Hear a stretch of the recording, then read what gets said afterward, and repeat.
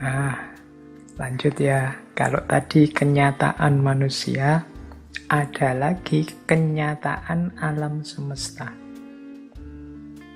Jadi alam semesta ini ya punya kenyataannya sendiri yang berbeda dengan manusia. Dan Dostoyevsky lebih melihat alam semesta di sekeliling kita itu tantangan bagi kita. Kata Dostoyevsky dalam Notes from Underground, alam tidak meminta izinmu. Ia tidak peduli keinginan-keinginanmu atau apakah engkau suka hukum-hukumnya atau tidak. Engkau diwajibkan menerima apa adanya dan juga segala hasil akibatnya. Jadi alam di sekeliling kita, saya bilang tadi, dia berbeda dengan manusia. Dia tidak punya kebebasan untuk milih atau mengatur apa yang ingin dia tampilkan, apa yang tidak. Alam itu paket jadi. Dia melakukan sesuatu atau membuahkan sesuatu atau terjadi apa tentang dirinya, itu ya tidak minta izin kita. Dia tidak peduli keinginan kita.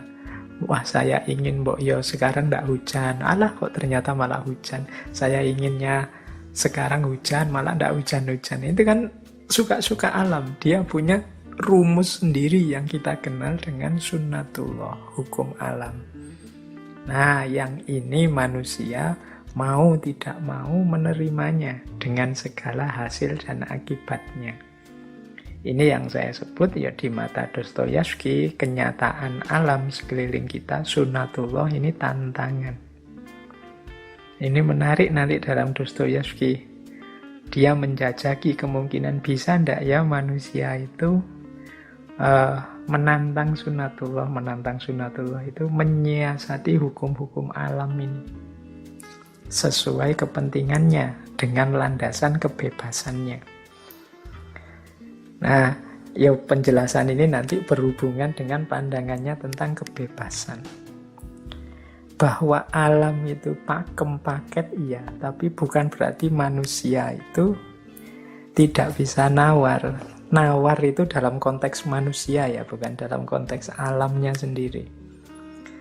Jadi tentu saja seorang eksistensialis mengasumsikan manusia itu bebas dengan segala limitnya. Ada kalimat begini yang saya agak menarik dari Dostoyevsky ini. Dia tanya begini, apakah tidak mungkin seseorang itu menolak perintah akal sehatnya sendiri? Apakah salah bila aku berkata bahwa 2 tambah 2 bukan 4, tapi 5? Bukankah aku memiliki kebebasan untuk berkata sesuai dengan pilihanku sendiri, sekalipun pilihan itu bertentangan dengan akal sehat dan hukum alam? Bahwa menurut akal sehat dan hukum alam, 2 ditambah 2 adalah 4. Tetapi bagaimana bila aku mengatakan bahwa 2 ditambah 2 adalah 5, atau 10, atau 100, atau bahkan 0?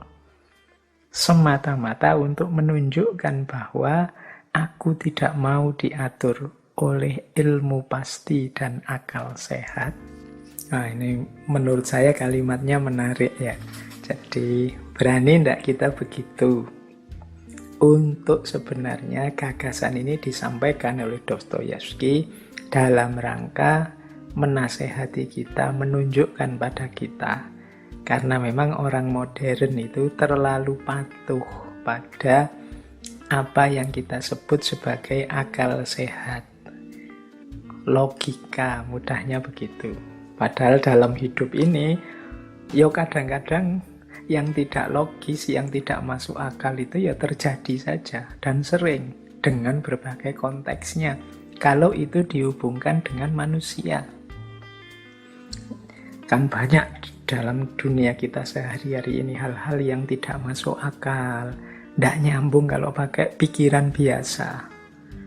Tapi memang terjadi, faktanya begitu, meskipun mungkin yang tidak ngalami juga mungkin akan membantah itu. Tapi menurut Dostoyevsky ya terlalu setia pada akal sehat, logika yang berlebihan itu juga nanti merugikan manusia sendiri, karena mempersempit opsi-opsi kebebasannya manusia. Ada kalimat lebih lanjut tentang itu. Ada kalimat begini dalam novelnya itu. Saya setuju bahwa 2 kali 2 adalah 4, itu hal yang luar biasa. Tetapi jika kita memberikan pujian, maka 2 kali 2 menjadi 5, terkadang juga merupakan hal kecil yang menarik. Dalam dunia manusia kan ada misalnya namanya untuk membesarkan hati. Karya yang biasa-biasa saja kita puji setinggi langit misalnya. Itu kan tidak 2 tambah 2, 4. Kalau 2 tambah 2, 4, ya karya biasa kita ucapkan biasa. Karya luar biasa kita ucapkan luar biasa. Karya jelek kita omongkan jelek. Akal sehatnya kan begitu. Tapi dalam situasi tertentu kan kita tidak bisa seperti ini. Berhadapan dengan manusia yang situasinya beragam, dinamis, kadang-kadang kita perlu 2 tambah 2, 5. Atau 1 tambah 1, 4 misalnya. Jadi lihat situasinya. Ini saya tiba-tiba ingat. Teman-teman mungkin juga masih ingat ya, dulu waktu kita belajar Konfusianisme, itu ada cerita Konfusius dengan muridnya. Muridnya ini namanya Yan Hui. Yan Hui ini seorang pejabat. Jadi satu ketika Yan Hui ini jalan-jalan di pasar, melakukan inspeksi. Terus lihat ada orang gegeran, seorang pembeli dan penjual. Nah,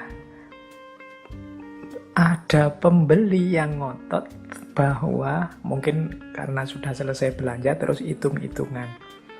Jadi si pembeli ini ngotot, 3 kali 8 itu 23. Nah, penjualnya ya enggak, 3 kali 8 itu ya 24. Di mana-mana ya 24. Ini rame, ayel-ayelan. Terus Yan Hui datang. Terus tanya, ini ada problem apa? Ternyata problem hitung-hitungan. Yang satu bilang 3 kali 8, 23. Yang satu bilang 3 kali 8, 24. Nah, Yan Hui, ya karena dia orang pinter, orang terdidik, dia tahu yang benar ya 3 kali 8, 24. Maka dia bilang, ya enggak, yang benar 3 kali 8, 24, bukan 23. Nah, pembeli yang tadi ngotot 3 kali 8, 23 enggak terima. Kamu siapa emangnya? Lu saya Yan Hui, saya muridnya Konfusius. Ah, kamu cuma murid. Kalau gurumu yang bilang bahwa 3 kali 8, 24, aku baru percaya. Kata Yan Hui, ya sudah, kalau gitu ayo kita tanya ke guruku, ke Konfusius. Nah, pembeli ini terus mantep, ya sudah, ayo nanti kita tanyakan ke gurumu. Kalau ternyata memang 3 kali 8 itu jawabannya 24 bukan 23, aku rela kepalaku kamu penggal. Terus katanya Yan Hui, ya sudah kalau kamu begitu ya nanti kalau ternyata yang benar adalah 3 kali 8 itu 23, jabatanku aku serahkan padamu. Kata Yan Hui begitu. Nah terus ngadeplah pada Konfusius. Begitu ketemu Konfusius, ditanyalah problem ini, wahai guru, berapa 3 kali 8? Ini Yan Hui sudah mantep ya, gimana-gimana pakai logika akal sehat ya 3 kali 8 itu 24. Terus malah Konfusius tanya, mengapa kok bertanya begitu? Ceritalah mereka ini tentang situasinya, termasuk taruhan tadi. Kalau jawabannya 24, pembeli ini akan menyerahkan kepalanya. Sementara kalau jawabannya 23, ya Yan Hui menyerahkan jabatannya. Akhirnya Konfusius terus jawab, kalau begitu menurutku yang benar 3 kali 8 adalah 23. Nah, senenglah pembeli ini. Yan Hui pucet. Iki gimana punya guru kok katanya orang paling pinter, jawabannya kok melenceng. Jangan-jangan sudah pikun. Tapi ya sudah resiko kesepakatan tadi, akhirnya dia menyerahkan jabatannya. Begitu pembeli tadi pergi, proteslah Yan Hui, wahai guru, masa dalam rumus apa, dalam cerita apa kok bisa 3 kali 8, 23 itu? Harusnya kan 24. Ya kata gurunya, kata Konfusius, ya kamu melihatnya jangan hanya di level itu. Kalau pakai Dostoyevsky tadi, jangan lihat akal sehatnya saja. Coba kamu lihat, kalau aku bilang 3 kali 8, 24, akan ada nyawa yang hilang. Kalau saya bilang 3823 kan cuma jabatan yang hilang. Menurutmu mana lebih penting? Jabatan atau nyawa? Nah, ini yang saya maksud ya. Ada situasi yang berbeda yang menuntut kepekaan dan keluasan berpikir kita. Tidak sekedar mengikuti tuntunan hukum alam dan akal sehat saja. Ini yang diinginkan oleh Dostoyevsky tadi dengan cerita kebebasannya tadi. Apa tidak mungkin ada momen ketika 2 tambah 2, 5, atau 3 tambah 3 itu 7 dalam hidupnya manusia. Dengan dasar kebebasan kita dan situasi kemanusiaan. Baik, jadi ini di antara gagasan-gagasan eksistensialnya Dostoyevsky yang ada dalam novel-novelnya.